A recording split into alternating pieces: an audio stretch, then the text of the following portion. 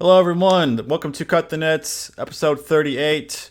I'm here with Discount Slim Shady, and of course, my co-host Brian Ramos, wearing, I believe, a Jalen Brunson Knicks jersey. You wanna show it to the audience, Brian? You want to show it? Yeah, so it's just new in the mail. It's the best point guard in the Eastern Conference. Jalen Brunson, baby. Hey, that's not a hot take. I wouldn't say that's a. I mean, who else can you name as the best point guard in the Eastern Conference? But besides Brunson, you got anything? And Not I mean, Jalen Brunson. Don't care. Not ask important. Andy. He's seen this a lot last night. Not important. Not Yeah. important. Next topic. I mean, the Eastern Conference is pretty weak now. I mean, they have most of the stars besides like Giannis and Tatum over to the Western Conference. So I mean, it has got a point. Anyways, we hope you guys are doing well. We're back after I guess a couple of weeks of I was in Costa Rica. I was scuba diving. I was riding ATVs. I was just living the tropical life for like the last 11 days and had a really good time. Happy Halloween, belated Halloween, everybody. Let us know what were you for Halloween for October. Let us know. We know Andy was Slim Shady, his actual father. Or actually, people might say Machine Gun Kelly, which is kind of weird because he likes blood. Brian, what were you for Halloween? I Did was you dress working, up? so I wasn't anything. But if I had a He pick, was I guess I was working. a He washed-up was college working. student. He was working. Brian was working. And Brian, I mean, you don't have to wear that costume. That's who you are. You're a washed up former college student. So, It's true.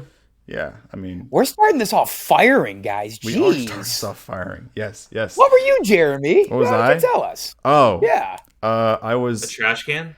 bringing There the we go. We all made MLB, fun of each bringing other. the MLB into this. That's funny. No, I Astros actually, fan. Oh, wrong I way. was, I was Freddie Mercury again because like I didn't really have enough time. I went to a Halloween party. It was last minute, and I was like, yeah, I might just throw on this Freddie Mercury outfit again, just a tank top. Basic, but what I write this down is that I actually write this in Sharpie on my tank top on the back, and I say, I'm sorry, I have AIDS, and I have the belt, and then like jeans, and then like the little like armband, like the Live Aid. Yeah. Yeah, We know what Freddie Mercury looks like. yeah, Jeez. yeah, and the hair slicked back let's walk with that the back. mustache. Yeah, yeah. I'm not even gonna bother. Never Not gonna mind. bother. Great Not gonna costume. bother. Nope. No, I don't even want to poke the bear. Go ahead. Oh, I mean, you're poking the gay bear, so it's not really a big deal. I mean, he might actually like it. No. I mean, going off that, Andy could have been Jeffrey Dahmer, just with the glasses. Yeah, could have been Jeffrey What are you Dahmer. talking about? Could have been. He didn't have hair like that. Okay. Okay. To be fair, Go on. he did go to Ohio State for a semester. Oh, so yeah, so you did probably touch what he touched before. There are probably some things Oh, that whoa. yeah. Well, some like you know how you open a door, with a doorknob. You probably could have touched a doorknob that Jeffrey Dahmer touched, or peed in They the same say his bathroom door that was Jeffrey haunted. Dahmer touched or whatever. Oh yeah. Yeah. I don't know. His old dorm might be haunted. I don't know. Yeah. That wasn't for me to worry about. He dropped out because he had a .4 GPA. So I don't Damn, know if that's he's gonna stick around history. that long. How's that even possible? I don't know. If there was a gym class, he probably failed it. How do you fail gym? I don't know. That's crazy. Don't ask me, man. I just went to Ohio State. What do I know? Yeah, only in Ohio. Only in Anyways, Ohio, bro. cut the nets. We're gonna be talking about NBA's best Halloween costumes according to NBA.com. We're also gonna be talking about Chris Broussard's letting out a little bit of a questionable slur on live television. No word on him getting any sort of repercussions from that. It's November 1st right now. No word on that. No word. But he really said it. He went hard, and then he realized, oh, I said that on live TV. I'm gonna backtrack and see my cousin. We'll get into it.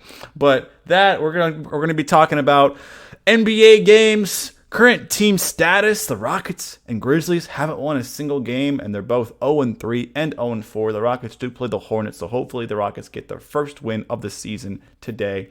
We're also going to be talking about the Cavs and Knicks game that happened back on Tuesday night, as well as the Suns And Spurs. The Spurs upset the Suns in the second to last possession.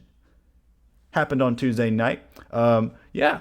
Harden's trade. James Harden's trade, guys. Crazy. Finally happened. James Harden's trade. Weird. I mean, it's going to be sad for the LA Clippers. I'm not worried about the 76ers stuff, but the LA Clippers are a retirement home right now, in my personal opinion. But yeah, other things we'll be talking about. Top 10 draft rookies. The players that were chosen, top 10 in the NBA draft. How are they doing so far? Yeah. That's it for today. That's it. So grab a seat, get some popcorn. Make sure you put butter in the popcorn because that's the best way that popcorn is eaten. And let's get going, guys. Let's get going. So, Andy and Brian, let's look at all the NBA costumes. Let's look at them all. Okay. Gonna be presenting it here. Let us at him, man. Yeah. Should we rate them out of 10? Rate each one out of 10? Sure. That could be fun. Do a little quick, just simple. Yeah. We should do that. Let's rate out of 10. All right. So Paul George shows up in the arena in a Where's Waldo costume, but he says, "Where's Pauldo?" Pumpkin pea. You know Bro. You know what? Pumpkin That's a pea. 10. You think that? You like Where's Pauldo? You like that? That's a 10. You know what? It's quick, it's catchy, and you know what? Costumes are supposed to be fantasy land, but his is very accurate because in the playoffs, his game was Where's Waldo? It was Where's Paul? Yeah. Pandemic P struck again. It's a very accurate costume. Where's Waldo? Everyone's trying to find him.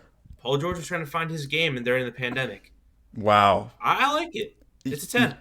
I like how you just turned that against him, and you just like found you're really good at that, Brian. You're really good at like finding ways to really just make something that was positive out of something completely negative, like his game. I've never seen something so much hatred in somebody giving somebody a 10 out of 10 on something. Like that's I generation. don't even know how to take that. That's a negative 10 out of 10 review.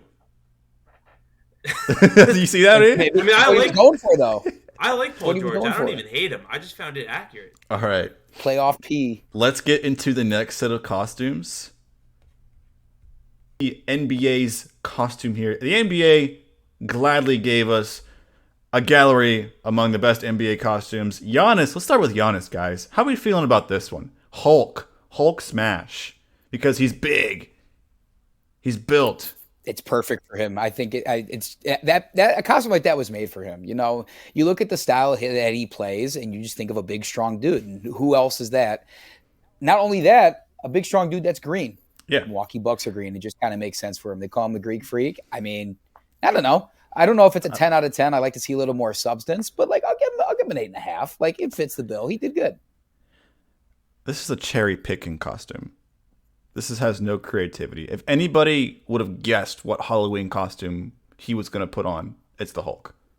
And he just kind of like, appealed to his obvious fans. So I'm going to give it a 7.5 because of that, because I think there's got to be more creativity. Like the Where's Pauldo, I think that's funny, but in a much more positive light, unlike Brian. So I'm gonna give a 7.5 to Giannis. What about you, Brian? What do you think about Giannis's costume here? Here comes the hatred. I mean, you guys said it's pretty good. I mean, I like the Hulk smash because Giannis, that's basically how his game is. He crushes the competition. He's this big, freakishly athletic guy. But looking at the costume, I'm giving it like a 6. I feel like a Hulk costume, he could have been a lot better. I mean, Giannis could have had a costume maybe where he's showing off the gun show there because, I mean, he's flexing that big. He's strong. So I feel like it's kind of just a last minute, Jeremy, kind of like your costume, just a kind of last minute thrown together costume with just the sweatshirt, a mask, and gloves. I don't know. I feel like you could have put more detail into it. Yeah. Should have spent more time at Spirit Halloween. They're everywhere, man. Not hard to find. They're awesome. And they got cheap stuff over there too. All right, let's go to LeBron James. This is cringe, to be honest. Oh, come on. He went all out. Is this Look Alice? at the Is eyeshadow this and the everything. Alice in Wonderland? I believe. What is it? What is this? What costume is To this? be honest, I don't know. I just support anything LeBron does. This is a bit cringe, man. I mean, this makes his hairline look 10 worse out than of it 10. already does. Perfect. You already said what I said. This makes his hairline look worse than it already does. Oh, come on, man. I mean, look at Those that. hairline Look at that. ass, like his hairline. You know, he's the greatest player to ever touch the face Oh, he's of basketball. Beetlejuice, isn't he? He's Beetlejuice. Oh, frick yeah, he's Beetlejuice. You know what? Yeah, see, there we go. All right, now know that what? you know. Michael Keaton did it better. Just saying. Yeah, they look a little different. I'm gonna give this an I 8. can't put my finger I on like it. the effort. I like his personality with the pictures. Like, I like this. I mean, you wouldn't see this shit like 20 years ago, bro. Like, no one, you know what I mean? Like, with all the macho appearance and demeanor that basketball players have. Whenever it's Halloween, you wouldn't see that. They would just be like, "Nah, I'm not wearing a costume." Nah, everyone's expressing themselves. I like this. This is 8 out of 10. We're skipping Andy because obviously he's like, you know, in love with LeBron's dick and just 10 out of 10. Yeah. Brian, what about you, man? As a LeBron hater. I wouldn't say I'm a LeBron hater. I'm not a LeBron lover, but like a 2. Like, Really? A 2? What? like, first of all, the fact that we don't know what his costume is. It's Beetlejuice. Already. We figured it out. It's Beetlejuice. Okay. It's still a 2. It's not funny. It's not cool. Somehow made his hairline look worse. It doesn't what I even said. match his beard. It doesn't even match his beard. Like, it's whatever. I mean, I don't know. Especially for LeBron, the amount of clout and money he has, I feel he could have done better. I will give him credit, though. The eyes, the makeup on the eyes look cool. I'll maybe bump it. I'll bump it to a 3. Like a Okay. 3.5. 3.5. I'll bump it to a 3.5. The eyes look cool. Okay. Jordan would never, I'm just saying. Jordan would never. Like I said before, no basketball players circa 2005 and earlier would never do this. No. Yeah. That's All what makes it right. fun, though. But you know who would never do this, ever, besides DeAndre Jordan, is where Taylor Swift. What the hell? What is this, man? What is this? DeAndre Jordan. I really hope the tags and the SEOs. Everyone say DeAndre Jordan in the video so we can get him to watch this. It'll appear in his algorithm. DeAndre Jordan. DeAndre Jordan. DeAndre Jordan. DeAndre Jordan. Okay, yes, yeah. Are we Nick summoning legend Beetlejuice? DeAndre Jordan. Yes. Clippers legend DeAndre Jordan. Why? Stop it. Get some help. What are you doing, man? Seriously. This is the definition of cringe. I mean, you don't even have Travis Kelce with you. Like, where's your wife? She could have played Travis Kelce. Come on, man. You half-assed it. If you're going to put a Kansas City Chiefs, like, Letterman or whatever, or a jacket, you got to have Travis Kelce by your side if you're playing Taylor Swift. Am I right, guys? Am I right? You Yeah. are correct. Yeah. Yeah. I see. Here's the thing. Like, if without the Chiefs thing, which probably is a slap in the face to Denver fans, seeing that they have the Broncos, although they just won. Oh, that's a good point. That's a good point. Congrats, point, yeah. Broncos. But without that, though, he just looks like he's trying out for white chicks. With Yeah. who the hell was in that movie? Damon What Wayans, two brothers Marlon were in that Wayans, movie? the Wayans brothers. Wayne brothers. Yeah, God, I really got to catch up on that. But yeah, he looks like he's trying to be a Wayne's brother here. He just doesn't have the makeup on to be a full blown white chick. But like, I don't know. The idea was there. He's trying to cash in. He's a veteran player trying to get people to pay attention to him. Although I love DeAndre Jordan, this is like a solid 3 out of 10 at best. Not good. This is a Not 2.5 good. for me. 2.5. Yeah, I mean, I like the Not good. jacket. I just feel like Jacket's hard. What is on the right? What's this thing that he's holding with his left hand? No clue. I got His no- phone? Satchel. What? Maybe it's no. his phone. Is that his phone? Oh, his right. his our left left. hand. Our right, his left. His left. Yeah. Okay. I honestly do not know what the hell that is. It's a big. Oh no, Oh, that's no, a it's water not. bottle because he's got Yeah, it's big a ass water bottle. hands. Probably like That's a water bottle? Yeah, it's It's like his protein shake thing, probably. Oh, well, that's even worse. It shouldn't even be in the picture to begin with. Big ass oven My mitts of hands goodness, he bro. is. Yeah, I mean, honestly, when I first saw it, I cringed hard. I cringed hard, especially because he went with the lipstick. But after hearing what you guys had to say, looking at it a second time, I'm giving it like a solid 5. It's a perfectly mediocre costume. I mean, the effort's there with the Letterman jacket, the wig, the lipstick. Maybe because there's no Travis Kelsey, maybe it's his Eras Tour edition because Taylor Swift just went on her tour. But Oh, you know? Because are you a uh, Swiftie? Oh, Oh, he the knows. lore. He knows. Okay. Okay. I wouldn't label myself as a Swifty, but I'm a fan. I'm a fan. I like T Swift. I kind of fuck with the music. I mean, I I'm, like. I, Yeah. I mess with T Swizzle, Yeah. but Yeah. but back to that. I mean, it's kind of how I feel about the Giannis costume. I feel like he could have went out all out more. I mean, can you imagine if he pulled up in a dress and like shaved his legs and like that was his Taylor Swift costume and like maybe went with the bang. Actually, I don't think he has enough hair to do the bang look, but I don't know. I just feel like he could maybe put more effort into it. I don't know. That would have been like a borderline cross dresser. Then he really would have looked like he was in White Chicks. Yeah. Let's move on, That's guys. fair. To the best costume in the NBA goes to Shaq, in my opinion. Oh, he plays Jimmy Butler. I love it. 12 out of 10 for me. It's great. The only reason why it doesn't get a 13 out of 10 is because he didn't put his piercings, which is, totally fine if Shaq doesn't want to do that. He didn't have the. Still. I thought he had the piercings. Maybe not. Maybe I was just Nah, he imagining didn't. that. I I mean, don't let know. me What's look that and on see. his nose? Yeah, he didn't. Nah, he's just the wig and the black tee. That's Oh, it. it's just the lighting. That's- Never mind. I thought he had That's something a on his V-neck, nose. bro. That's a V-neck. Look at that.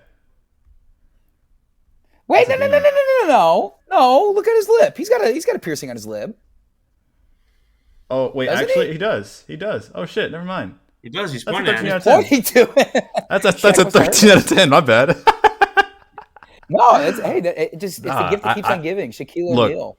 Y'all, if y'all have anything bad to say about this costume, you best be leaving right now. Yeah. Anything? Don't watch this podcast. Yeah, this is a fucking Actually, no. ace costume. Please continue to watch it, but yeah, This is a top-notch costume. Smart. 10 out of 10. Like Shaq is a very smart guy. He may be egotistical, but he's a smart guy. Can definitely knows how to create some clicks for sure. Yeah, and this costume isn't that easy. Isn't that hard to come up with either. You literally just go buy a black haired wig, and just be all emo with and put the piercings in the right spots. That's it. Simple, yet effective. Do we all agree? Yeah. It's Yes. a 10. I'd say it's a 12 or It's not 13. the best. It's not the best costume though. I disagree with you with that one. It's not I the think best one. it's simple. I like costumes that are funny and that make sense. I don't know. I'll tell you right, if let's go it's not on to- this list. I'll tell you what the best costume is. Okay, I'll go to Trey Murphy here. Trey Murphy played a referee. I find this kind of funny, but also I mean,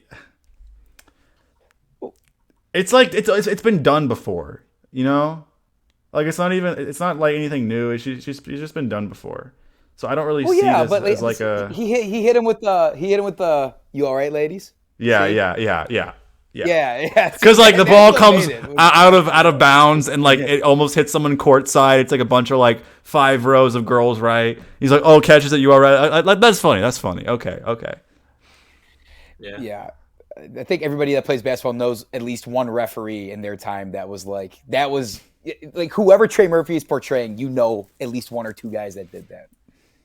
I mean, you got to respect the game, I guess. Only right? person I can think of is Tim Donaghy, but he's linked to the 2000 to the 2002 controversial game against That's one hell of a poll, yeah.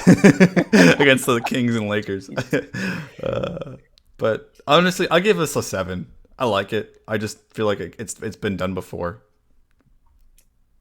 Yeah, it's simple, but I had a chuckle at it just because I think that joke of the ref doing that is so funny. So I'll give an 8. Oh, it's simple because Trey Murphy's just dressed up in a ref costume. You see it all the time. But the fact that he went and did like the "You all right, ladies" joke, and I think it's pretty funny. I'll give him an 8 out of 10. Okay. Shows he's got some personality. I like it. Yeah, he's rocking it. Yeah. Brian? Yeah, I'm with Andy, but I'm a little lower. I'm giving it a 7-8. It's simple but effective. I think it's pretty funny. I think it would have been higher if you kind of because there's been a lot of players, hint hint, Luka Doncic, that have been very frustrated with the refs. So I would have loved if he was chirping himself as a ref, or brought another player to get mad at the ref for a bad call. Oh, that'd been awesome. That probably would have been a high 8 or a 9 if that happened. Yeah. But since it didn't, I'm going to 7-8. All right, fair. Okay. Victor Wembanyama, the rookie from San Antonio, he was Slender Man. I'm not gonna give this guy his kid flack. He's 19 years old. I'll give him the benefit of the doubt. He's tall, he's lanky, like Slender Man. Kind of fit his body type. Kind of fit his body type a little bit. He fit a costume that was exactly what was made for. It was made for a guy like him, a guy with his height, his size. So, again, it's a costume that fits. Didn't really do anything much with it. Just walked. Didn't scare anybody or anything. 6.5. Oh, okay. Yeah. A little harsh on the rookie. Look. Again, it's good. 6.5 to 7 is good. I just want to see some personality. And again, he's a rookie, trying to be professional in the NBA. I get it. Isn't comfortable yet, with the press or the media. But he played in the French league, so I don't really know what the difference is there when it comes to media press. But hey, 6.5. He put a costume on that fits his size. And, if y'all ever played Slender Man back in the day when y'all were in high school or junior high, right? Where you turned all the lights off in your bedroom and you played Slender Man and you're trying to find all the notes. Remember that? I remember that. That was fun. It was also very scary for me.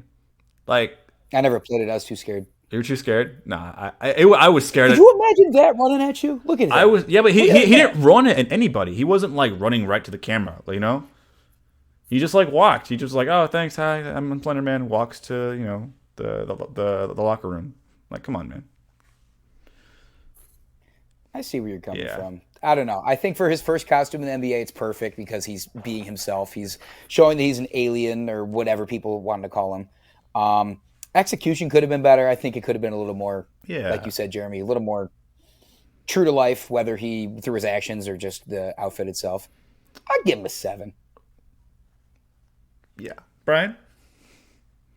Yeah, I have the complete opposite approach from Jeremy. I mean, he fit his mold. He knew his strengths, and that's exactly what he did. This is an 11. What? This is the best costume. This is the best costume of the night. Like Andy said, can you imagine if you're in an alley and even just walking, that guy comes out? I got a torn ACL and meniscus I'm still rehabbing from. I'm pulling that Greg Jennings Madden clip, and I am bolting as fast as I can to get away from that. That's scary. Yes, would have been better if you ran, sure. But I still think that's scary.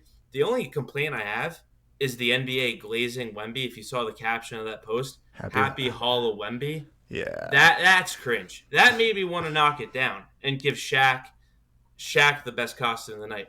Take away that caption. I think Wemby has the best costume of the night. That was cool. I thought it was cool. So you're saying the NBA and the media ruined his costume because of the fact that they're trying to combine his name with because they're glazing him. That's all. Yeah. Okay. All right. Again, I don't really feel like he showed any personality. He was just walking to the locker room. Didn't really do much. But I do see your sentiment, Brian. I see that. I do see your argument. Okay. But he has to show it. He's got to show that he's terrifying. Just because you're tall and wearing all white with the suit on doesn't mean you're scary unless you actually do something with it. I digress. Okay. Scenes from the tarmac. What's this? Oh, this is just costumes of people just from the tarmac. Okay. Just like people who work for The rest of the Nuggets. People who work for the Nuggets. Oh, was that Aaron Gordon? I believe so. Oh, semi-pro. Who the hell is he? What the hell is that? Is that a? Is he Jack Sparrow? It just looks like I don't think so. Those piracy. pants are weird. Those red and black pants. That's not what Sparrow would wear. I don't think so. Maybe he's a pirate, but like what kind of pirate? I see Buzz Lightyear. A movie in there. pirate. Who's wearing the Buzz Lightyear costume? That's That just looks like a dude. Yeah, it looks an employee. It's too blurry. Yeah, so you got employees Well, and players. There's DeAndre Jordan. Yeah. Yeah, saw that already. Who's wearing the dinosaur costume? See, I'm not a big fan of dinosaur costumes, to be honest, because like you don't know who it is, and it's just you can't really talk to them. They're just walking around in that costume, and half of them is like in half of the costume, right? And the other half is like just go flailing up and down, up and down, up and down like a dinosaur. I feel like it's kind of like. I feel like it was cool the first year when I saw it a couple years ago, like during COVID, and then I feel like ever since then it got overused. Like this year, Yeah. I'd probably say the most like popular and now overhyped costume was Barbie, and like girls being Barbie, and like I saw a TikTok about it. Like there's so many different Barbies. Like be like Adventure Barbie or like stuff like that. Like I feel like it's with the dinosaur too. It's like no originality. Like it's just like you're just gonna keep seeing costumes used over and over again. Like same with like Michael Myers. It's uncomfortable too. You know? Like you have to like put yourself in the suit. It's bigger than you. It's twice as bigger than you. And it's like hot if you're like, you know, not even if you're outside or anything. It's still hot. You're sweating. It's uncomfortable. I don't know. I mean, the idea is there. It's a quick throw together thing. I don't know who's in it, but I don't know either. you did the bare minimum. You showed up in a costume. Sure. Good job, man. Sure. Let's get to the worst costume, in my opinion. The worst costume. The Joker, DeJounte Murray, with his girlfriend or wife, or I don't even know if they're married, with Harley Quinn. Again, it's like you. Here's the thing: anybody could be in that costume. You know what I mean? Anybody. There's no. It's just pictures. We're just told it's DeJounte Murray. Yeah, you don't know it's DeJounte Murray in there. That's why I think it's the worst costume. Yeah, I don't know. I also don't like the fact that he's dressed like the old timey Joker, like Jack like Nicholson or whatever from the early Batman. Yeah, from like the '60s, and she's dressed like New Age Harley Quinn, like Margot Robbie just did. Yeah. So it's like that doesn't match up. This would have been really cool in 2019 maybe. I don't know. Sure. When DeJounte, I'm kind of out on this, brother. You and your IG model can go back and hit the drawing board again. I'm sorry. I mean, look at the name, I ain't in on Janaya Banaya with like 8,000 A's. Like, come on, man. Yeah, you know she's a content creator, if you know what I mean. Is she his baby mama or his actual girlfriend, or maybe one of his other? I don't know. He was dating some other model for a while. I don't know, man. Yeah, he's not an ugly guy. He's in Atlanta. Okay. You know, he's getting down. Before we get into the next segment, let's go over this video that the Hornets made. I think with Michael Myers. Let me find it. Okay, let me delete this, delete that. Okay, cool. So we got this sort of vending machine style design. LaMelo Ball. It's Michael Myers in there. How does this work? Can y'all hear? No. Okay, doesn't matter.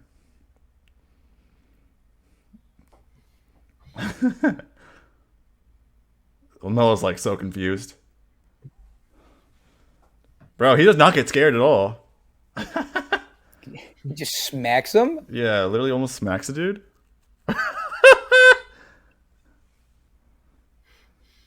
I do like the fact that like they try to scare him with the one thing. Yo, like, pretend to scare him. Terry was and then here. Terry's kind of dripped out though. What the fuck? Yeah, a little bit. I mean, I'm just shocked they were. Oh wow, he's Bro. don't even know what's going on. Oh, takes candy from Michael Myers. Oh, Tara, are you savage? Did you see that? Yeah. Let's watch it again. That little skip he did. Little skip. That was kind Oh, of Gallo. funny. Yeah. Woo-hoo. That's a good He one. was not expecting that at all. Hey, yo, watch how long. Oh, is he hugging Michael? You don't Yeah, I want was to just hug. saying, hey, what's going on? Let me get some Mr. Mr. Beast chocolate. What? That's crazy. Hey, he's got like a candy bar. Let me go back. Let me go back. Let's go back. Hold on a second. Hold on. Let me go back. Mr. Beast chocolate? Yeah, he's got a candy bar. He has his own like brand now, Mr. Beast chocolate? Yes. Yeah, there was the Mr. Beast burgers. Everyone's branching out. The D'Amelios have their own popcorn now. Oh my god. Thank you to TikTok. Thank you for making the D'Amelios have their own freaking brand, man. It all started with dancing videos. Thank you, TikTok. Shout We out should Mr. have done Beast. Then Gordon Hayward's just like, this is bullshit. Happy Halloween. He's like the veteran guy. Yeah, He just he doesn't don't want give a part. damn. He don't give a damn at all. Yeah. Jeez. Another reason Yeah. to feel bad about the Charlotte Hornets. I'm just shocked they were put together well enough as a team to even make that video. I thought somebody was going to get hurt or someone was going to get ejected or some talent Yeah. they traded away was going to get really good real fast. Sorry, it's nothing personal, Hornets fans. Your franchise is just I've terrible, got a man. question Yeah. about Gordon Hayward. Like he fell off so hard in terms of Yeah, injuries, man. I would say I mean not just injuries, just like he's with the Hornets because I think he just wants to enjoy life and play basketball and make money. Yeah. Yeah, I think he's accepted. He's probably at the twilight of his career. Like, not like He's not that I'm old saying he's not going to though. retire next. Well, no, he's not going to retire next year. But he knows he's not going to like make a run at any like award or turn anybody to a contender. So, like you said, he's just kind of vibing out in Charlotte. Not a bad city to live But he's in. making bucks though for you know. I don't think his play really dictates his contract. That's my opinion. Yeah. Fair enough. But no, I mean, I kind of liked it. Like, I didn't even get to say my opinion for the DeJounte Murray costume. I kind of liked it. I thought it was cool. I gave it a 7. But this Hornet thing was funny. I mean, especially seeing LaMelo Ball and, like, Terry Rozier. Like, you know what? The team, like Andy said, awful. Management, awful. Michael Jordan being gone was whatever. I mean, good, because Michael Jordan is one of the worst owners of all time. But you know what? Their social media team deserves a raise, man. That was pretty funny. That's the best thing the Charlotte Hornets have seen probably since Kemba Walker. That was He's not fun. wrong. I He's actually not agree with wrong. Brian for He's once. not- There he's you not- go. He's not wrong. Hey, Yes. look, Cavs fans and Knicks fans coming together. How cool is that? Oh, you didn't just say How that. cool Oh, no. is that? Well, we're gonna segue into that in a second. But right before we get to that, guys, do you guys like to watch Nick Wright and First Things First? Uh-oh. like to I watch mean, it? actually, from our analyst episode, you know I can't stand Nick Wright, so That's no, true. I don't really watch it. Do you prefer Nick Wright with hair or baldness? Like which one would you go with? Because he was bald once, now he's got a lot of hair. With Turning hair. the TV off. Just turn the TV off. hate Just Nick that's the answer. I don't That's I don't the hate answer. Nick Wright that much. I just think he's very opinionated in a lot of his analyses. Well- Not that you're not allowed to have an opinion in this business, but like you can tell he carries a lot of biases in and refuses to step away from those. That's my only take on him. Well, speaking of opinions, this isn't Nick Wright's opinion, but apparently, Chris Broussard was on the show and they were talking about the James Harden trade, which we will get into in one of our segments later on in this podcast episode. But he's on James Harden being traded to the Clippers. This man just said, "I am sorry for saying retarded. My first cousin is retarded," because of the fact that Chris Broussard said to James Harden, "Is the man retarded because he can't play the way he plays?" I just can't On think he let that thing television. fly On national television. Let me go back to like the best reaction ever, which was the third guy on the panel. Did you see? TV. Yeah, I just can't believe he let that thing fly. I actually didn't really pay attention to the third guy's Okay. reaction.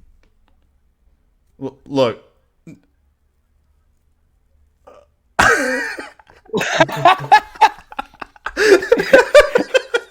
The camera perfectly panned to the guy's reaction. Oh, that's good. He's like I can't even fucking do it. That's some skill. He raised one eyebrow. Like, it was perfect. Yeah.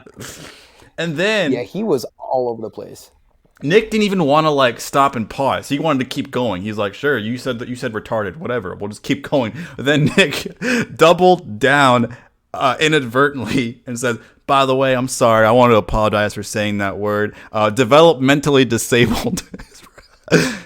Guys, is James Harden developmentally disabled?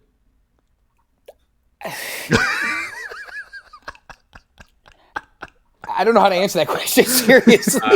No. I'm going to go no. No. Actually, he went to Arizona State. I'm not going to say he's whatever you said, but I don't think he's the brightest person in the world. Look, would you rather be called retarded or developmentally disabled by your best friend?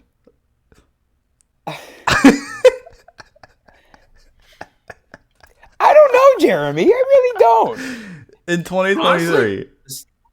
Low key, the second one hurts more. Yeah, I feel like developmentally disabled hurts way more. Way more. Yeah, there's more syllables in it. The first one's more just like I feel like it's like a joke, like they don't actually. Yeah. The second one, like there's some truth to it.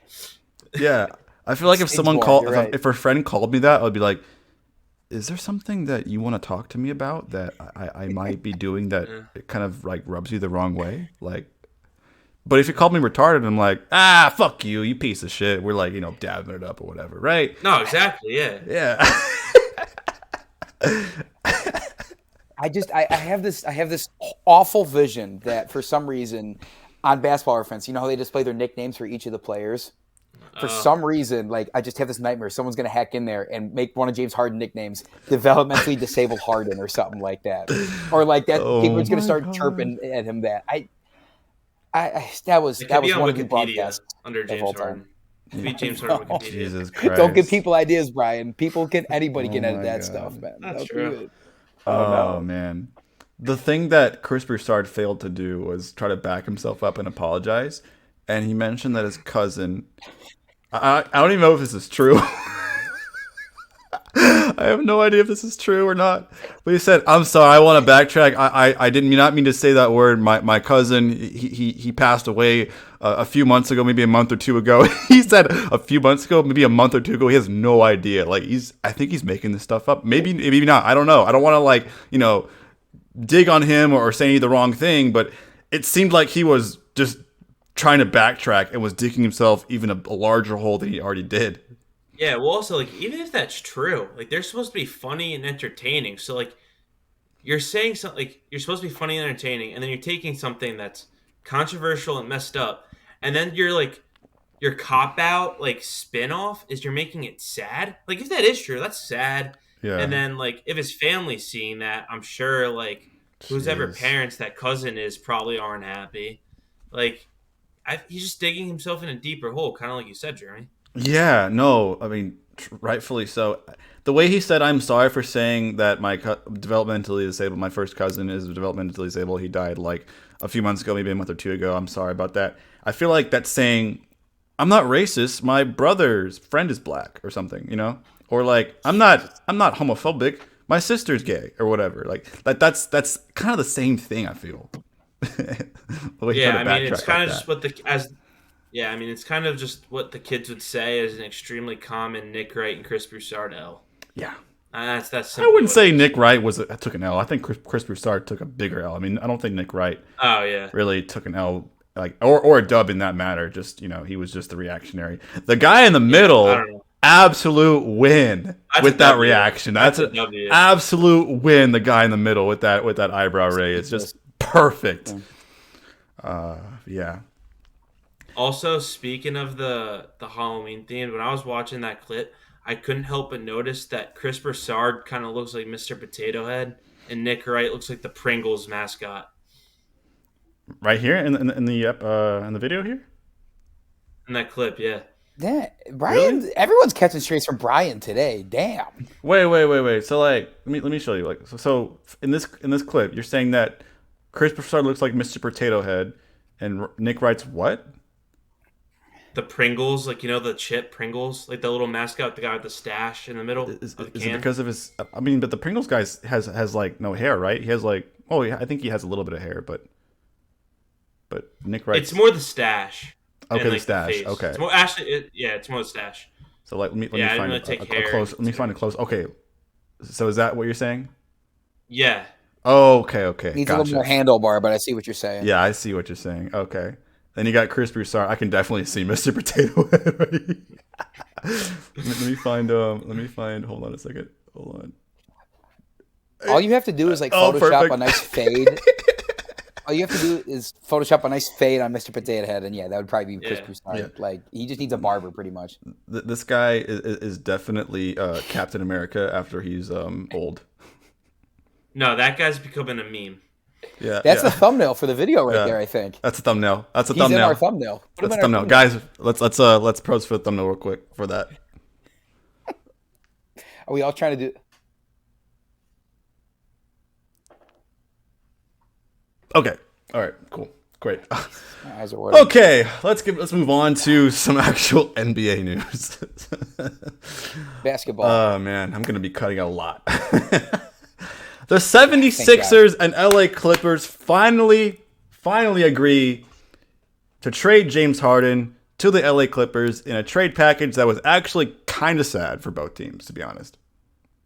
So the Sixers trade James Harden to the LA Clippers. Harden saga is over for Philadelphia. I don't even think it was even a saga or an error to begin with. Like, he did nothing. Did he do anything? No. Besides those 2 games in the Eastern Conference semis, he did nothing. But that didn't really amount to anything because they lost in 7. Blew a 3-2 lead with Doc Rivers as coach. And now he's an announcer because no one wants to hire him. James Harden's time with Daryl Morey is over. I mean, he obviously did not want to play for Daryl Morey because he called him a liar twice on video in front of China. And that's when I initially believed, I think Brian also believed and agreed that James Harden would probably play great in China. But no, he's still in America, which is kind of sad. This is all my hatred and not, I wouldn't say hatred, more like my animosity towards Harden ever since he left the Rockets because he was a household name when he was the beard on the Rockets. It's great. Awesome. But let's go to the trade details, guys. Sixers received Nicholas Batum, Marcus Morris, Robert Covington, KJ Martin. So basically 3 has-beens. KJ Martin, who's a high-flying slasher. Maybe Robert Covington can do a little bit. I mean, he hasn't really done much since like 2020, to be honest. But Nicholas Batum and Marcus Morris are pretty much non-factors. Multiple draft picks. The Clippers received James Harden and an aging PJ Tucker, who people still believe can play really good on defense at his age. I think he still can, but I feel like it's kind of nearing its end, defense-wise. And then Philip Petrusev. Is he an undrafted person? I honestly don't know who that is. He was 23 years old. He was with the team last year. He already got cut by the Clippers, and then Oh, so he's gone. where did he sign? The Timberwolves, maybe? I don't remember. Okay, yeah, I my analysis with the NBA has no idea who this guy is. But thanks to my Yeah, I know he's knowledge. 23 and they're saying he could be something. Oh, okay. Well, anybody could be he's- something at 23 years old. So He's 6'11", Serbian. Oh, they traded him to the Kings for cash. That's what it was. oh, okay. Is he a stretch So he got big traded or to Sacramento. you said he's Yeah. 6'10", so he's a stretch big? 6'11". Okay, yeah, I probably a Big boy. probably a decent wingspan too. So I would say like a stretch big floor spacer. Yeah, he is. He is a rookie.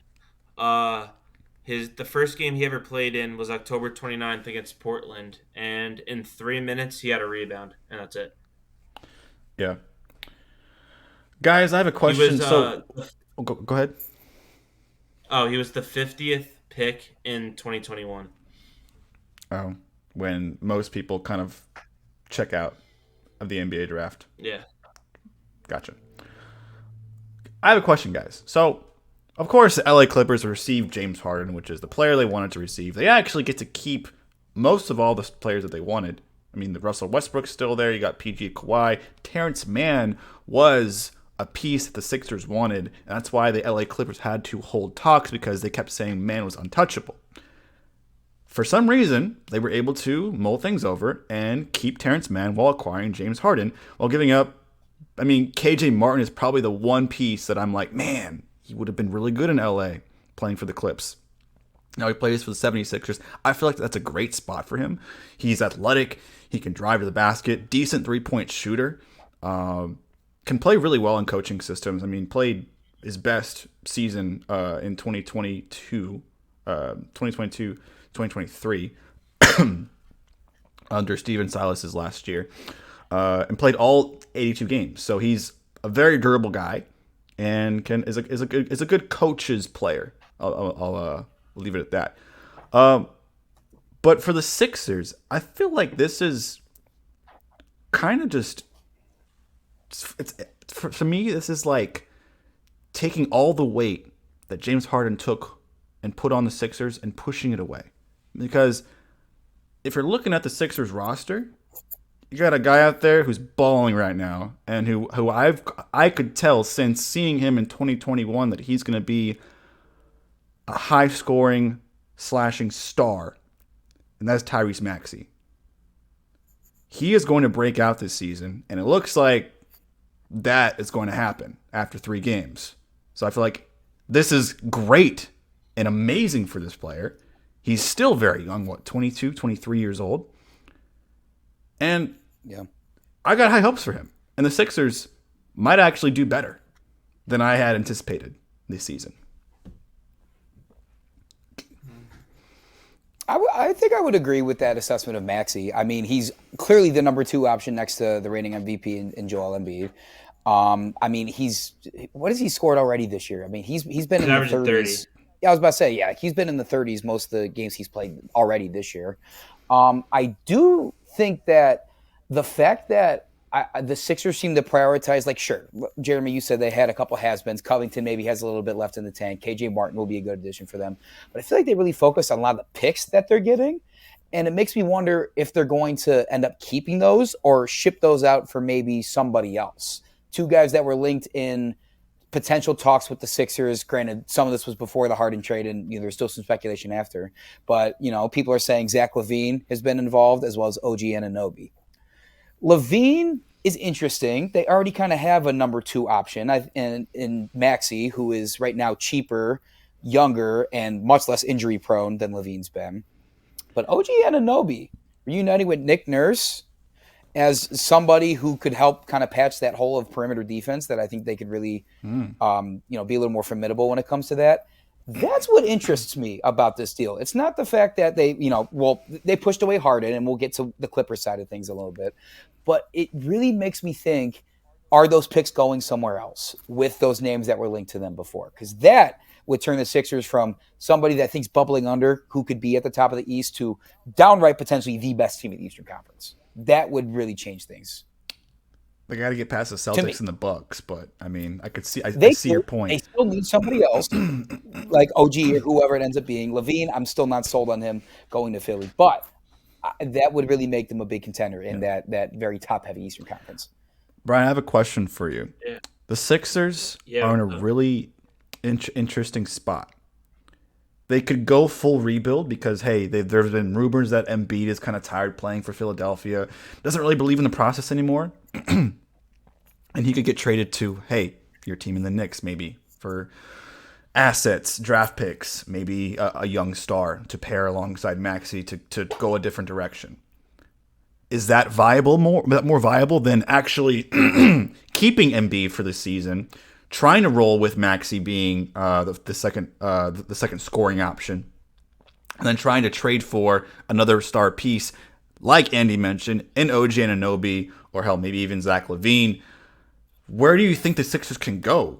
In my opinion, they can go either both ways. It might benefit them both in the long run. Yeah. So I mean, they could go both ways, but where I think they're going is, I think the first option that you said. I think this, because when I saw this trade, to be honest with you, I kind of thought it was a lose-lose for both teams. I'm like, on the Sixers side, I'm like, what are they going to do with this roster?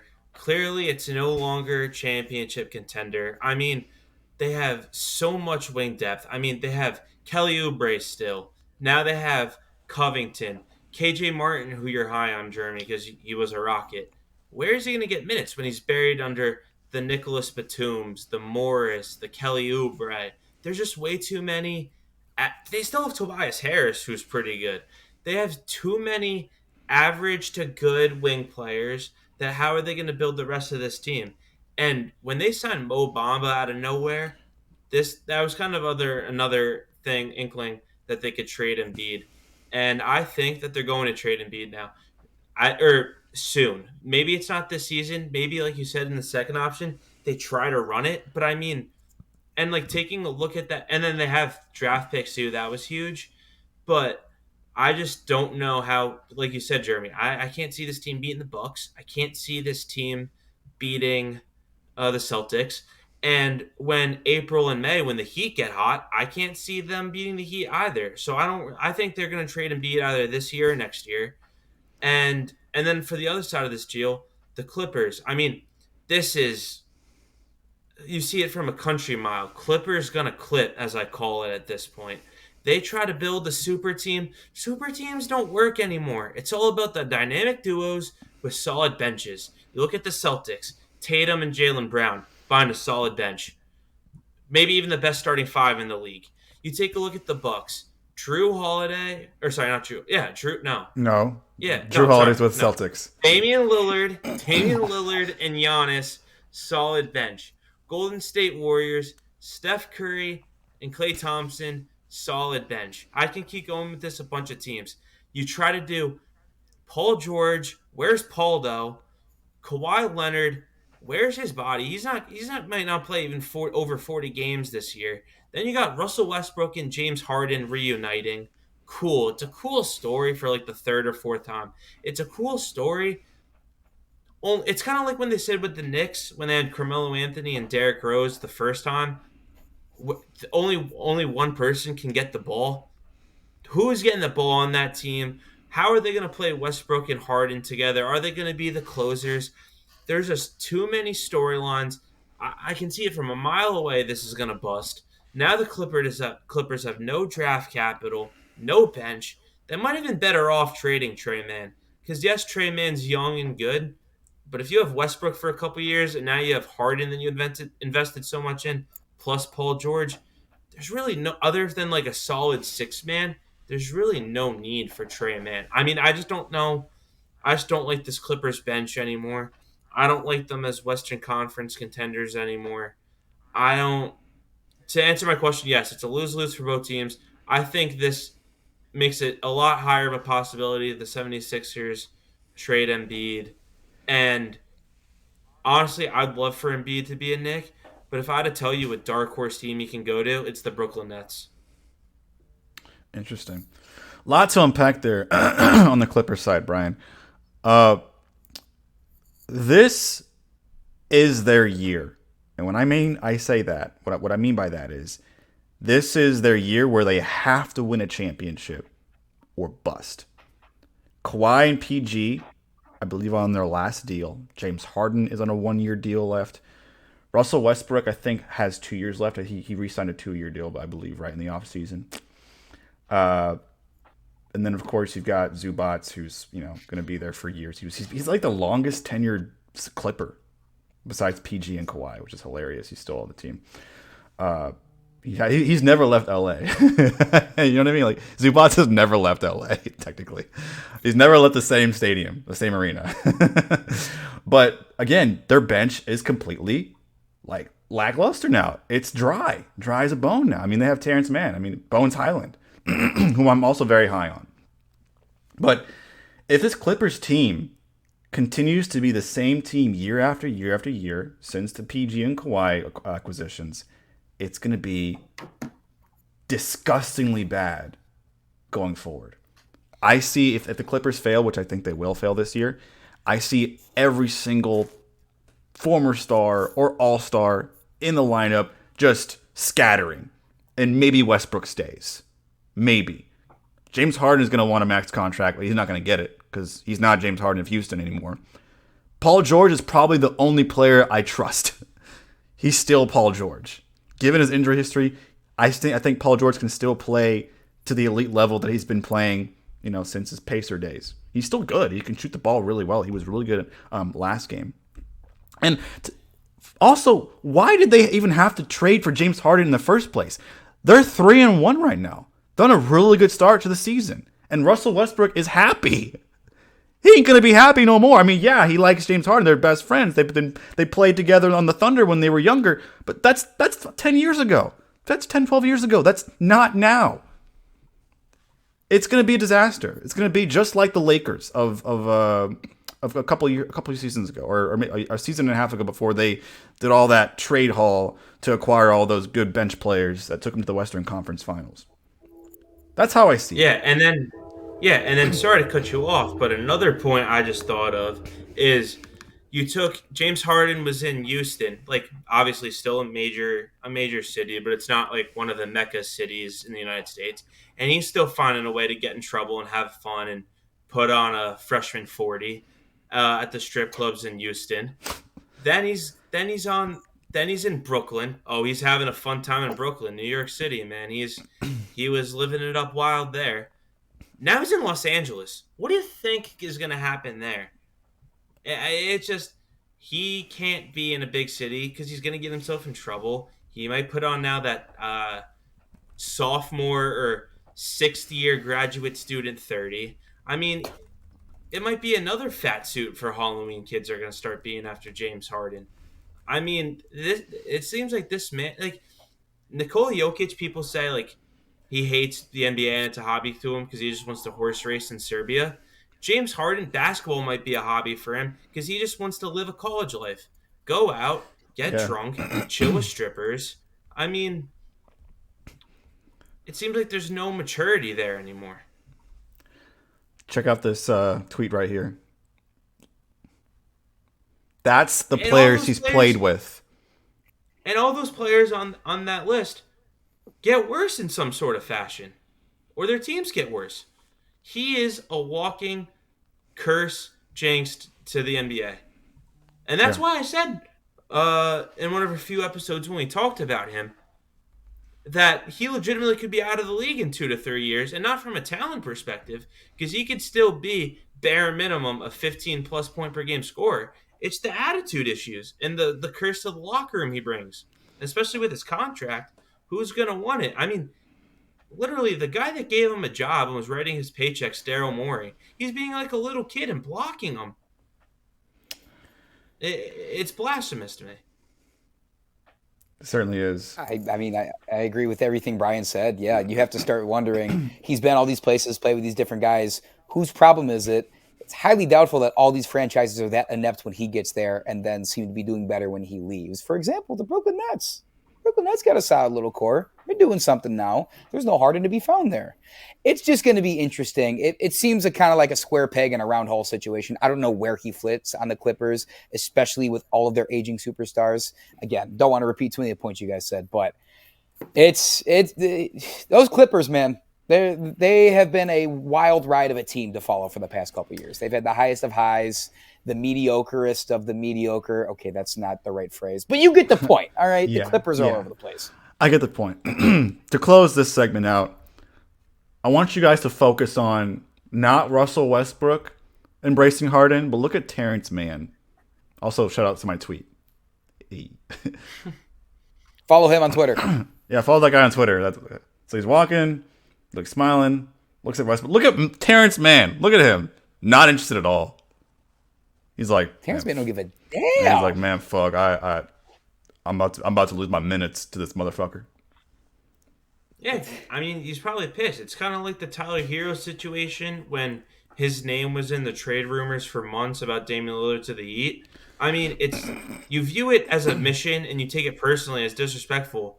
And he's probably on his mission now of like, I love the Clippers, I love my role here and all that stuff. And now it's like I got to play second fiddle to this guy, and he probably clearly knows that Harden has that baggage, so he doesn't want to deal with it. Yep. I don't blame, man. I mean, like, if I want to find the optimism in the Clippers, maybe he can use this as motivation, and the Clippers can be legit and maybe make a run. But there's a 5% chance of that happening. And the only reason why I say 5 and not 0 is because anything's possible. But I don't believe the Clippers. Yeah, I don't either. Unless they were all healthy and in their primes, I don't believe in this team. All right, let's move on to a couple of highlights from our games that we watched that were yesterday. The Spurs and Suns. Originally, guys, this game felt like this was going to be a Suns blowout, right? They were up by 20 in the second quarter. Looked like the aging vets. Well, KD really, Bradley Beal and Devin Booker weren't playing, but the vet and the decent bench were kind of just mopping the floor with this young Spurs team. I mean, you had the oldest player on the Spurs team starting lineup is what's his name? What am I like? Zach Collins. Zach Collins, yeah, Zach Collins, 25 years old, and that's the oldest player in the lineup, in the starting lineup. Zach Collins, between 19 and 25. You got Vassell, Victor Wemby, Keldon Johnson, and Jeremy Trey Jones. Trey Jones is a backup, but Jeremy Sohan. Yeah. Right. So you got all these. Yeah, you got all these young bloods over there, just like happy to be here, being competitive, playing under a veteran, aging coach in Popovich, who signed a 5-year extension. He's gonna pretty much coach till he's dead. And they won. They won. But before we get to that, let's look at Wemby's dunk. You guys want to check this out? Check out Wemby's dunk. I'll see it again. Yeah, let's see it again. Let's see it again. It's hard to say no to Wemby highlights. The guy is just... dude. Oh, my God. He is exactly... You run out of adjectives to describe He is him. box office, bro. He really is. Watch. Like... Dude, the hang time... Yes, he's 7'4". The hang time on that dunk, he like dunked it over 2 players, and he was like... That's not your typical dunk. He threw that in there. Yeah. It's crazy. It's just unfair. Nuts. It's just unfair. Unfair, man. Really We're unfair. already saying that. It's game 4 for him, and we're already saying that. I think that's great for the future of the game, too. I love it. I'm loving the next batch of stars for the NBA going forward. Let's get to the second to last possession. I didn't believe it, my eyes, that this actually happened. I was like, is this what I think is happening? Like, holy shit. The Spurs are catching up, making this a single-digit game, but I feel like the Suns are going to close it out. I mean, they're the Phoenix Suns. I mean, come on. It's Kevin Durant, Eric Gordon. It's Josh Okogie, Yuta Watanabe. Like, it's a decent squad, even though they don't have Booker or Beal on the floor tonight. But, man, watch this shit. KD grabs the ball, gets double-teamed, snatches the ball. It's Keldon Johnson to the rack. Oh, my God. Guys, yeah. Did y'all believe your eyes when you saw that? Yeah, I mean, to touch on that last sequence, I mean, good for Keldon Johnson. Was like 2 other instances from that game was the Sun. Or I found that so funny. If you guys watched the beginning of that game, the Spurs are down 4-0, and Pop was already calling a timeout, which was hilarious. And then, but no, this Spurs team is young and hungry. Like, if I had to compare them, it's honestly kind of like the Mighty Ducks. I mean, it's like Greg Popovich, who's kind of like Jordan Bombay, or Gordon Bombay, and where he just like shouldn't be there, like because obviously like Popovich should maybe retire, who knows? But and then Mighty Ducks team, Spurs team, is like young and hungry, kind of like still getting their chemistry with like Victor Wembanyama and whatever, and that they're going tall ball, and just a super fun team to watch. That's going to be no means by contending, but they're going to be close in every game.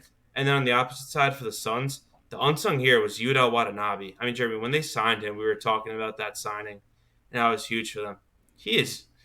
Honestly, I know it's 4 games. I want to see him in the 3-point contest. I do too. I think that'd be nice. He was 3 of 7 last night. Yeah, they have him just chucking, which is exactly what he needs to be doing for that team, especially without Beal and Booker. Yeah, for sure. Someone's got to make up the offensive output. Question for you guys.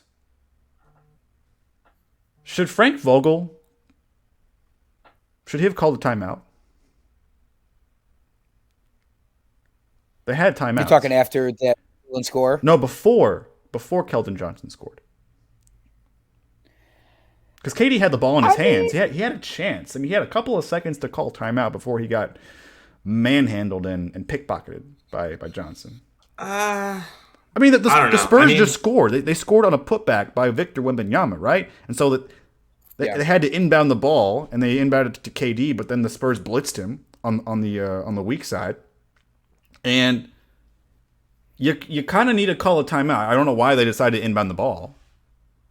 I don't know. I feel like Durant, first of all, they should have had trust in Durant, obviously, to get the ball out of the backcourt. And plus, he's doubled, so someone had to be open. I don't know. They had timeouts left. I'm not blaming it on. I mean, yeah, but I don't think just because you have them left doesn't mean you need to use them. Like, I mean, if Durant saw the double team coming and you didn't have a passing lane, sure, someone should have called a timeout, but in that spur of the moment, I mean, I would need to like really look at that play again to look all around and like see if they could have made a play out of it. But no, it's on Kevin Durant. I feel like they could. I don't think you can blame Vogel. I feel like they could though, because like Durant was double teamed, and like I'm watching the game, I'm thinking they should just foul him, but they did better than that. They didn't even foul him; they went after the ball, and so I feel like if Vogel called a timeout, that means they can take the ball from half court, inbound it, and then they can foul him because they're a lot farther away from the other side of the basket.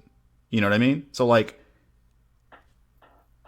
if a team is leading up by 6 seconds left in the fourth quarter, and they're inbounding the ball, guarantee the opposition is going to foul to try to get a 3-point shot. If, of course, the person that gets fouled hits both free throws, right?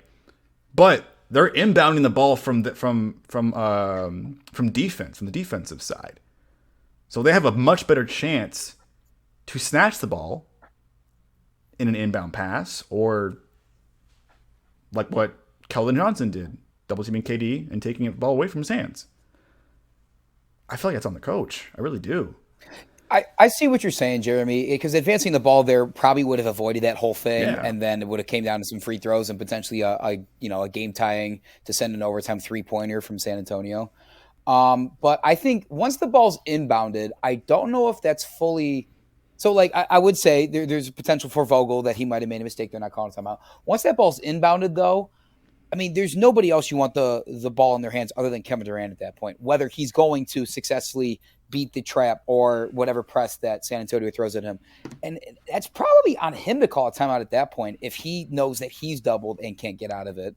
I just think it was just a perfect trap by San Antonio. You know, they had KD kind of like on his heels turning around. That's when Keldon Johnson snatched the ball. But now that you bring that up, I guess I would have, in the games that I have seen, most of the time the coaches choose to advance the ball there to avoid a situation such as what we saw. Yeah, but if they pass it to Durant, at half court, and he probably would get fouled instead of getting, trapped, right? Because there's 6 seconds left. Well, that's what I'm saying. And yeah, that's KD's what I'm saying. Good like, free throw shooter at the line, so it probably would have been a better option. Right, yeah. So in that moment, I don't know. I mean, Frank Vogel's been coaching in and out of the league for however many years. I think that just might have been like a mental lapse. Yeah. Because that's a good point. I don't know why you wouldn't want to advance the ball there. I mean, even if it was their last timeout, what else would you need a timeout for? You're up by 1. You want to you want to stifle the Spurs' momentum there. It's a no-brainer. No, I agree. He should have called it, but once the ball was passed in, I think that was on KD. But that ball should have been advanced. I would agree. Yes, that's a good point. I didn't quite think of that before. You got anything to add? Good Brian? question, Jeremy. I'm just about that. Nah, I mean, you guys hit the nail in the coffin. Sweet. Let's move on to the games that both y'all's teams played. I'm gonna shut up this time. You guys can go back and forth. I'll mediate. Knicks played the Cavs, a rematch of round 1 of the Eastern NBA playoffs last season. Seeds 4 Brian, through 5. you want to leave it off, or do you want me to? I mean, I feel like you don't have much to say, so I'll let you go first. Okay, so while every one of my friends told me it was not a game to worry about because we didn't have Darius Garland or we didn't have Jared Allen, we didn't have Karis LeVert or Ty Jerome, if he really even matters. Doesn't matter. Some of the basketball I saw yesterday was just some of the most filthy, and I'm not talking about in a good way. That was horrible. Our big and Evan Mobley, who was chirping about wanting to be aggressive, he wanted to show, the Knicks, the team that knocked us out, what he was capable of like that, had 6 points. We did not see the aggressive Evan Mobley that people have said, has shown flashes of a future MVP. I don't know what the hell was going on there. Donovan Mitchell was held without a 3-pointer. It's the first time in a long time that that's happened. He had a couple really deep twos, but I don't know, maybe he's got to get smaller shoes or something like that. Cavs could not buy a bucket, especially at the start of the third quarter. I'm pretty sure they went almost 6 minutes without a point and then 7.5 without a made field goal until we put Sam Merrill in, of all people. And if you don't know who Sam Merrill is, yeah, that's probably right, because who the fuck is Sam Merrill? Anyways, the Knicks showed that, even though the Cavs were understaffed, the Knicks are still going to smack us if we don't play better. Doesn't matter if Georges Niang and our other new addition, Max Strus, have looked good this year. If we can't figure out how to box them out on both offense and defense, because believe it or not, you need to do that on both ends of the court, it's going to be the same result as last year. So I will end my rant there and let Brian spout off about his guys. Yeah, so, Annie, can you do me a favor? Can you stand up? You want me to stand up? Stand up, yeah. Make sure you just stand directly up. All right, sit back down because the Knicks own you and your franchise. All right. This guy, Mr. Brunson, owns your best player, Donovan Mitchell. All right. Jalen Brunson beat Donovan Mitchell last season in the playoffs, New York versus Cleveland. 2 years ago, Jalen Brunson on the Dallas Mavericks beat Donovan Mitchell on the Utah Jazz. Jalen Brunson just simply owns you, just like the Knicks own Cleveland. I mean, I sent it in the basketball chat last night. The media wants to make this a rivalry in New York versus Cleveland. It's not a rivalry, because for a rivalry, it has to be competitive, and it's not competitive. It's like that Joel Embiid quote, "They just kick my ass." That's what we do to Cleveland. We just kick their ass. And that quote about, you said Evan Mobley, yeah, Jared Allen, the lights weren't big enough. That's his quote. Evan Mobley, he wanted to be tougher, more physical. Yeah, his last 4 games against the Knicks, 8.5 points, 9.5 rebounds, and these are averages. 3.3 assists, 2.5 turnovers, 0-4 record, minus 47 plus minus. I get it. I'm not going to shit on you for this one too much because you guys were out with a bunch of guys. But, I mean, the rematches tonight, and the Knicks are up in that one too. And it seems like Donovan Mitchell has 23 points. Yeah, he's your whole team. Everyone else has been dog shit after that. So, I mean, if this very easily could be a rematch in the playoffs again, unless you guys make a change, I'm worried about it. I'm worried about you guys. I'm worried for you against us, especially when you guys can't hang in the Garden. So, stop that narrative. No, stop it. I'm serious. Stop. I'm seriously worried about you guys. And you know what? Donovan Mitchell's nickname's the Spider. He's from New York. Spider-Man is in New York too. If you want to keep the Halloween theme, he could be coming home. I think he's sick and tired of losing, and they do it a lot against the Knicks. So, I mean, listen, I would love to sweep you guys tonight. I really would. But at the end of the day, it's only one more game. So I'd love to sweep you guys. It's music to my ears when we play Cleveland. Like I look forward to it. I mean, I will give you credit. If you guys really want to be competitive with the Knicks, you got a Nick killer. You got Max Strus. He's a Nick killer. He did good yesterday.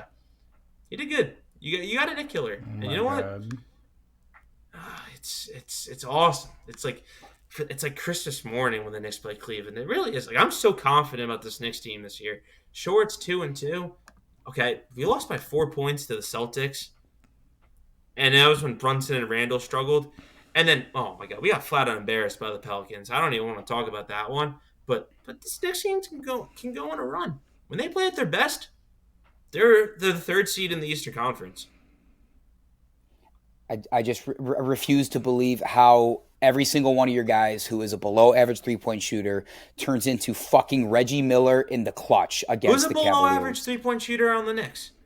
RJ Barrett could not miss yesterday, not in the entirety of the playoffs. The motherfucker only comes and steps up against the Cavs. I don't understand that you guys are not consistently that good. He's shooting career high from 3 this year. From this, it's been 4 games, dude. What are you talking about? I mean, it's a start. I mean, listen. Also, RJ Barrett still sucked from the free throw line in that game. So I mean, I guess fair enough. But you know what? I guess that's the difference between my team and yours. Is ours steps up in the clutch, yours hides away under the lights. Okay, so yeah, that's the same team that hasn't won a title since 1973, right? Oh, you guys really step up. This is so Cleveland of you. This is so Cleveland of you. Listen, no, you want to live it's not. I might make this a whole separate episode, guys. Honestly. Listen, you want to live in the past? Live in the past, sure. Because Cleveland's championship royalty. You know, you got the Browns, the Guardians. You got Cleveland. What has Cleveland done without LeBron? If you want to live in the past, let's live in the past. Sure, my team doesn't have a champion. I'm looking at now and the future. And I'm loving the Knicks now and in the future. We could get Joel Embiid, or we can keep our assets. Because, you know, Dante DiVincenzo, who I was worried about and is very inconsistent, he's rolling tonight. You got 12 off the bench. Yeah, you know, keep thinking that you're going to get every single superstar that's rumored to go anywhere in America for all of your teams. Just keep thinking that. That's fine. Nobody wants to play at MSG. It's not the mecca of anything. All that happens is Spike Lee looks sad on the sidelines when some superstar sends your sorry-ass team home every year. I'm sick of you. Time's up. All I know is you're salty, man. All I know is you're salty. You're so mad you had to dye Did you guys hear that? You went through a midlife crisis because the Knicks owned you guys again. You had to bleach your hair. You went through a midlife crisis. I mean, Brian, is this what scary? Is this what you do on live debate? That live debate thing that you do? A little bit. To be honest with you, I was more passionate about this one just because I know I can be passionate with Andy and he won't take it personal. I know he's mad. I see it right through him. It's obviously nothing personal. I just no, I know it's not personal. That's why Knicks, I can joke around. That's why I can joke around with Andy because I know he can take it. I know he won't get mad. Listen, they could beat us tonight and then we're back to square one again. So I'm not. Yeah, but unfortunately, I'm not sure if I'll record a podcast with Andy just steamrolling Brian about their comeback win because I might record it next week and it won't even fucking matter. Yeah. Hey, timing. That they just so happen to play the day after we make a podcast, or the day before we make a podcast.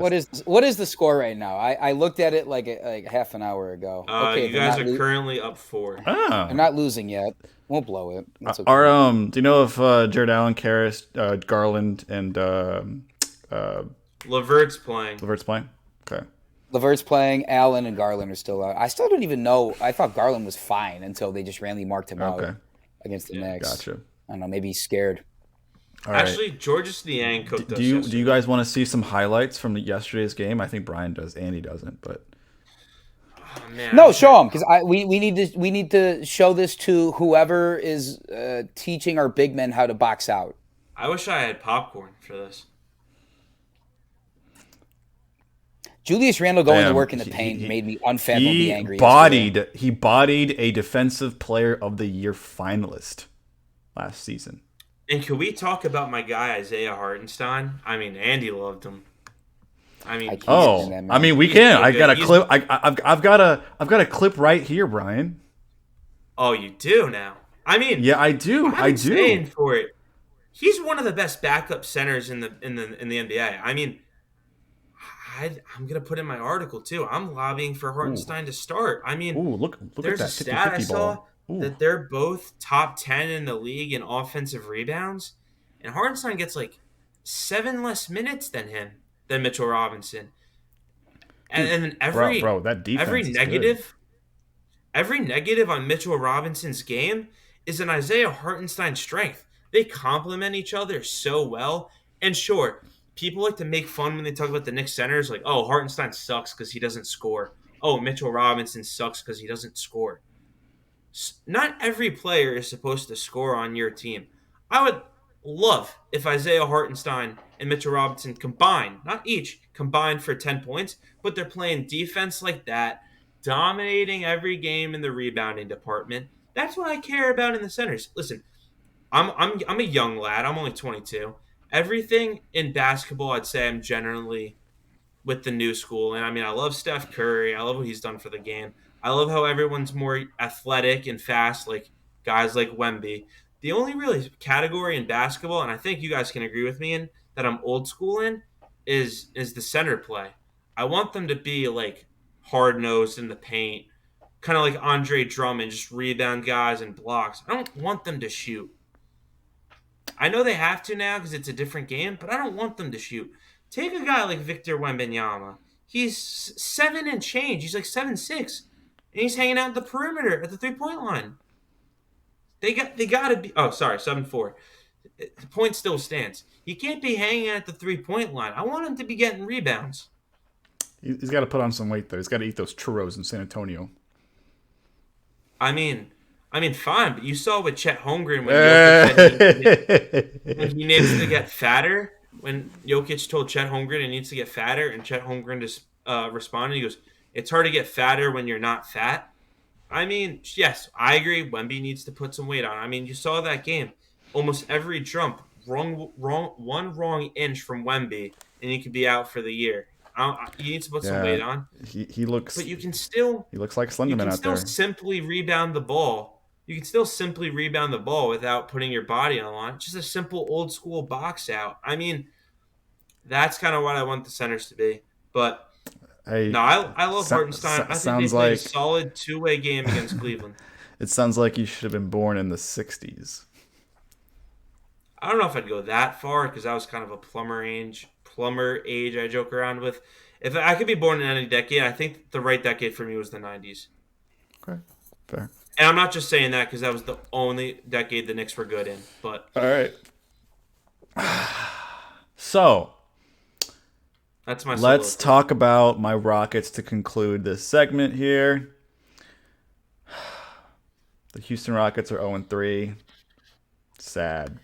Whoa, who saw this coming? Look. Hey. I look, they're up at the half against the Hornets, and rightfully so. The Hornets have no defense and they're a poverty franchise. Yeah, you got to beat the Hornets. If we cannot beat the Hornets, I'm not sure what to think anymore. You know how I feel about the Hornets, Jeremy. You know how I feel about the Hornets. Jeez. So they should be at least maybe 1-2 or 2-1. The game against the Magic, I don't know. They just didn't show up. Lost by 30. Neither player showed up except maybe Dillon Brooks. Dillon Brooks has showed up in every single game, y'all. He has. All right? And I'm about to bring up a clip that really just made him look like a fool. But that was the one possession. This clip, guys, is for NBA casuals. I'll tell you that. People who don't watch a single game in the NBA and know who Steph Curry is. And they know who Dillon Brooks is because he taunted LeBron James last season.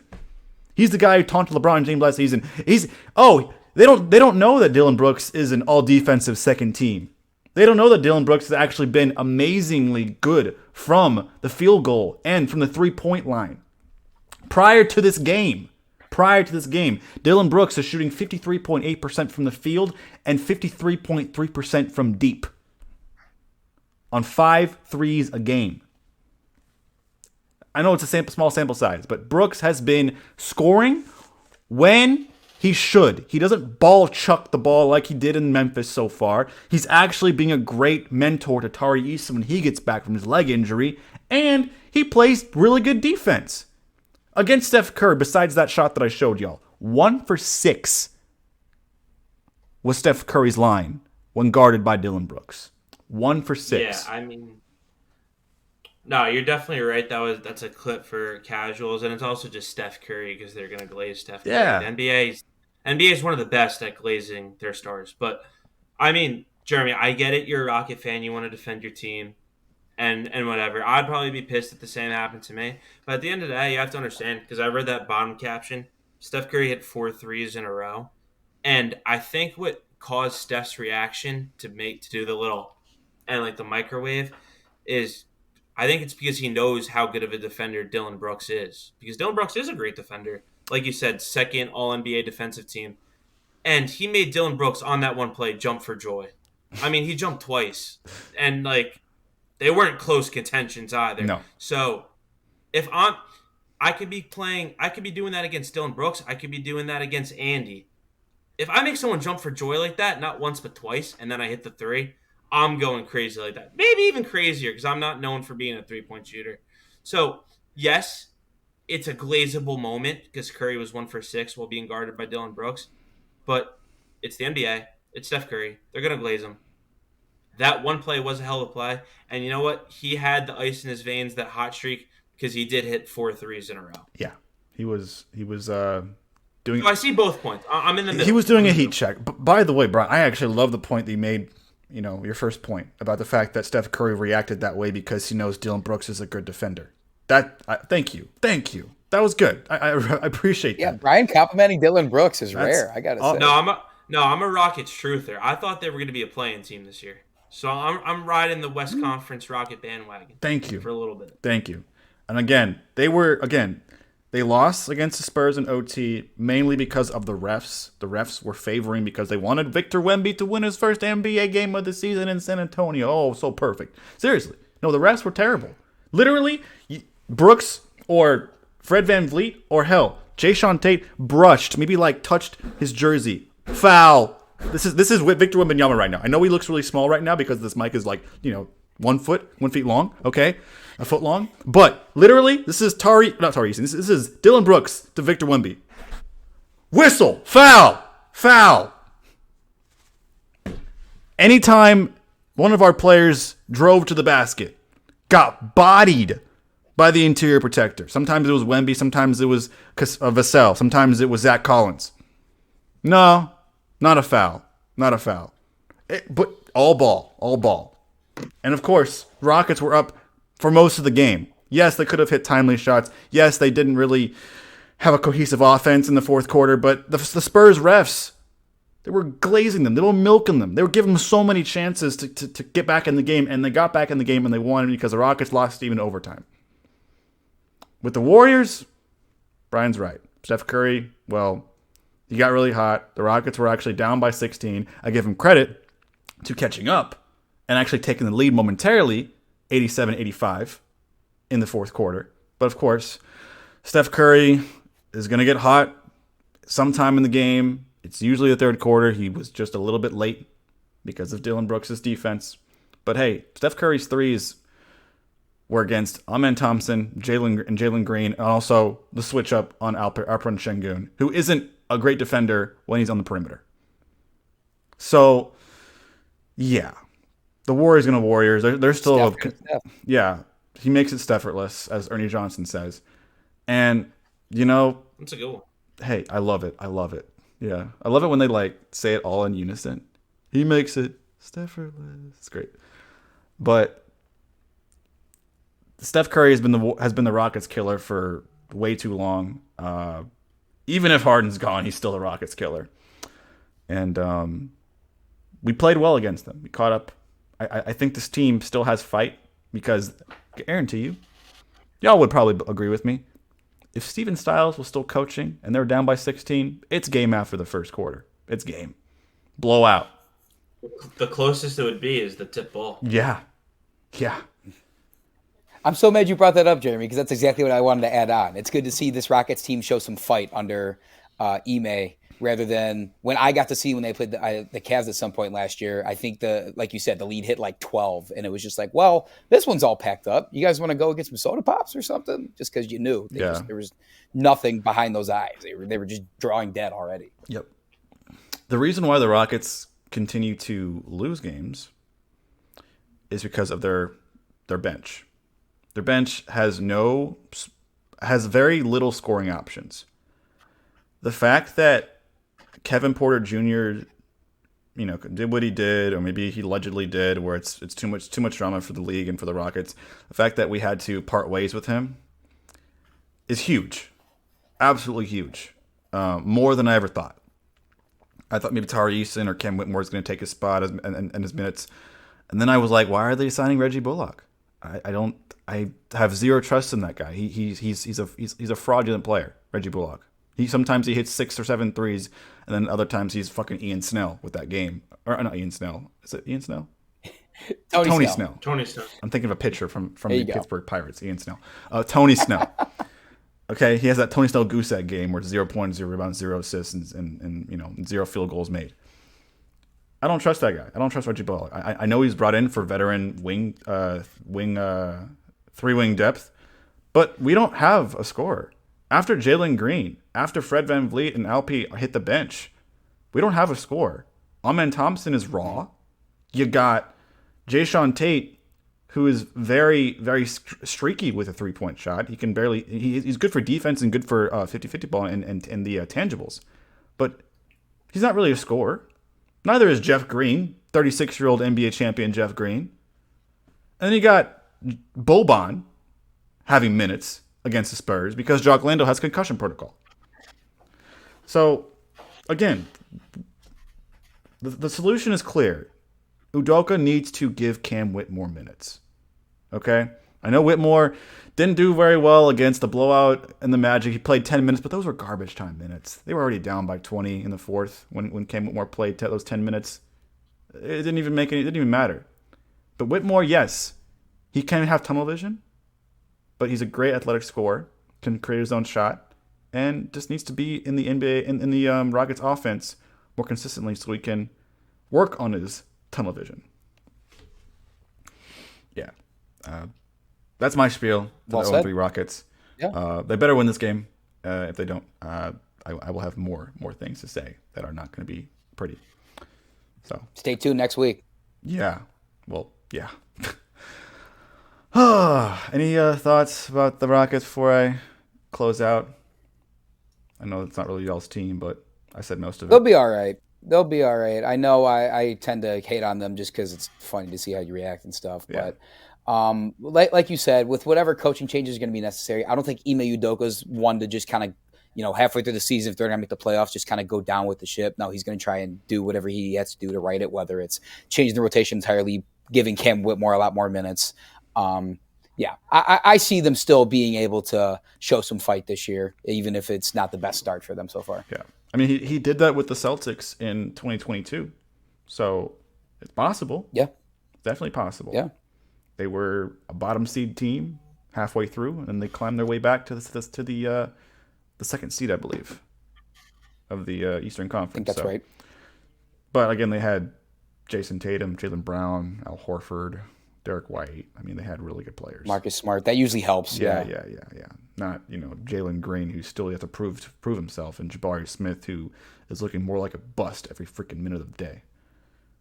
I got Rockets fans who said, "Oh, Jabari Smith Jr. had a good game. 14 points, 6 of 12 shooting, 30 plus minutes." That's nothing, dude. You're praising him for having a decent shooting game. You would give praise to a bench player for having that kind of game. Jabari Smith is a top 3 draft pick. No. He's got to shoot the ball better. He's got to have more chances, more touches. He's got to play in the offense more. And his defense was terrible. His defense was so bad against Wemby. So bad. Wemby went 7 for 19 in the Spurs game because of Dylan Brooks' defense and, ironically, Alpi's defense against him. Şengün's really great in the post defense and also, against centers that are taller than him or around his size. But when he's on the perimeter, guarding players like Steph Curry or, athletic finishers, no chance. But hey, I take what I can get. As a Rockets fan in this environment, I think you kind of have to. You're doing good. You're doing good. Anyways, I think we can conclude this podcast episode. Thanks so much for watching. Next week, we're going to be talking about the top 10. The players in the NBA draft lottery, and we'll see how they're doing in the first 2 weeks of the NBA season. So stay tuned for that episode. It's coming in next week. We hope you guys enjoyed. For my co-host Brian, Andy, thanks for joining us. It's Cut the Nets signing out. Please give us a like and subscribe. What's up? Real quick before we sign off, I got a couple things to say real quick. I'll keep it short. There's 2 apologies I owe right now. One of them's Andy. I'm sorry. That Knicks rant was a little. I went a little overboard. I liked it. No, that was good. I liked that. I liked it too. I came at you pretty hard. Pause. Whoa! It was a little undeserving. You didn't deserve it, so I'm just gonna say it all in good fun. I'm sorry. Well, thank you. Hey, it's. I'm glad we have good enough teams to be able to have that argument. Yeah, so. and I'm more All glad good. you took it like a champ. That just shows the good chemistry we have in here on Cut the Nets. The other apology I owe to is Chet Holmgren. I was probably the president of the Chet Holmgren hate club, and you know what? It's 3 or 4 games. He's proven me wrong, man. He is a freaking beast. He had 7 blocks one game. 7 blocks. That's unbelievable. He stays healthy. He's legit. So yeah, because I've probably trashed him on here. I know I've definitely trashed him to my friends. So Chet Holmgren, if you're seeing this, dude, you're a bucket. You're solid. So I had to get that out there. Those are the 2 apologies I owed. I'm sure he appreciates I'm that. sure he does too. Especially. I'm sure he does. I'm sure he'll probably reach out to you and have you on his season ticket, free season ticket. What do you call it? Free season tickets. Brian's gonna go to will call, dude. Let's go. You're gonna go to He's OKC gonna games now, Brian. That's what's gonna happen. Let's go. Let's fly go, out there. baby. All right. With that out of the way, thanks so much for watching, guys. Give us a like and subscribe if you enjoy this content, and also follow us on all of our socials. I don't have my socials, but I'm JR_Gretzer on X/Twitter. Brian is Brian Ramos 0219. Andy Diederich is the @ with his name. Very, very clever. Get it? Because yeah. It's funny when you think about it. Exactly. Yeah. And yeah. Follow Back Sports page for sports content and podcast content. Anything else to say, guys? It's the score of the Cavs game. Yeah. What's the score of the Cavs game before we head out? Cavs are up 7, so you never know. Okay. We'll see if the talk's a little different next week. We'll leave it at that. Thanks so much for watching, guys. We'll see you next time. Peace.